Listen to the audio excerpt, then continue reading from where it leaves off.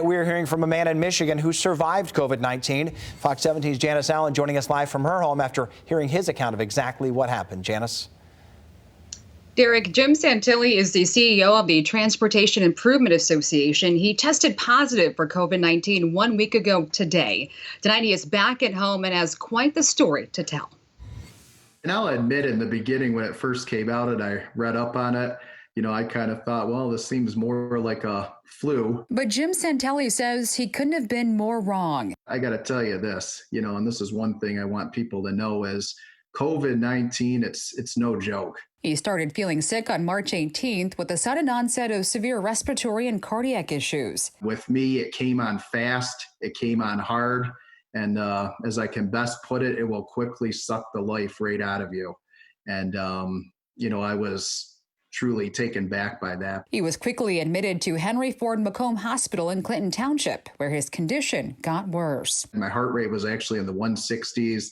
My blood pressure was through the roof. I was having trouble breathing. I was having wheezing. I had a cough. Although he didn't have a fever, Santilli was tested for COVID-19, but he feared he wouldn't be alive long enough to get the results. By Saturday, March 21st, it was so bad that morning. I remember laying there and I felt I wasn't going to make it till midnight, just as I was gasping for air.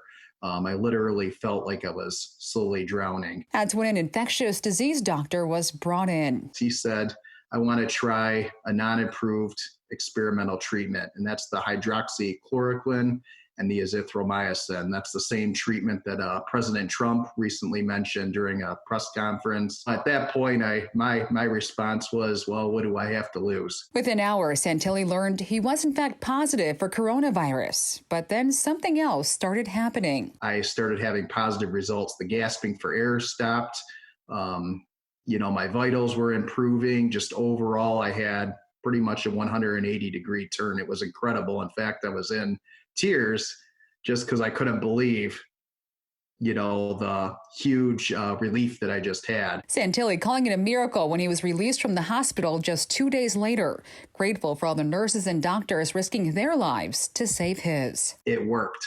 I'm obviously proof that it worked. And I really think that, the American people can have hope that we have something that can help people, that can save lives.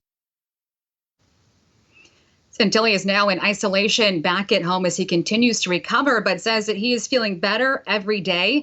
As for where he was exposed, that is the big question. He says he's not sure, but says he did get an email when he was in the hospital that an employee at a building that he'd visited in Troy, Michigan earlier this month had an employee there who tested positive for COVID-19. But again, he's not sure if that is where he actually contracted the virus. But what a turnaround. Derek, I'll send it back to you in studio. Quick turnaround indeed. Good news there.